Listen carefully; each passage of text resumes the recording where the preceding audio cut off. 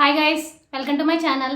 ఈరోజు మనం డయాబెటీస్ నియంత్రణకు ఏ ఆహార పదార్థాలు తింటే మంచిదో తెలుసుకుందాం. వన్ స్మాల్ రిమైండర్, ఏ పాయింట్లో అయినా ఈ ఇన్ఫర్మేషన్ మీకు వాల్యుబుల్గా అనిపిస్తే నా ఛానల్ తప్పకుండా సబ్స్క్రైబ్ చేసుకోండి, అలానే లైక్ చేయండి. అప్పుడు ఎక్కువ మందికి ఇన్ఫర్మేషన్ అనేది రీచ్ అవుతుంది. మీ ఫ్రెండ్స్ అండ్ ఫ్యామిలీకి షేర్ చేయండి, వాళ్ళు హెల్తీ ఇన్ఫర్మేషన్ తెలుసుకుంటారు. ఇంకా లేట్ అయితే మన టాపిక్లోకి వెళ్ళిపోదాం.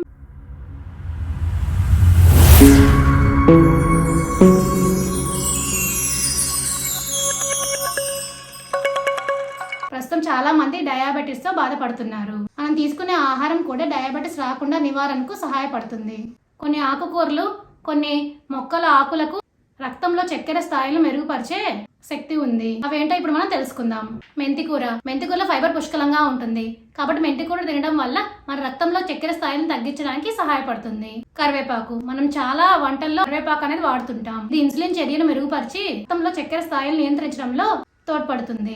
తులసి ఆకులు కూడా ఇన్సులిన్ సెన్సిటివిటీని మెరుగుపరిచి రక్తంలో చక్కెర స్థాయిల నియంత్రణకు సహాయపడుతుంది. ఈ ఆకులను హెర్బల్ టీగా కూడా తీసుకోవచ్చు. కొత్తిమీర, దీంట్లో యాంటీ ఆక్సిడెంట్ గుణాలు ఎక్కువగా ఉంటాయి, అందుకనే మన రక్తంలో చక్కెర స్థాయిలను తగ్గించడానికి సహాయపడుతుంది.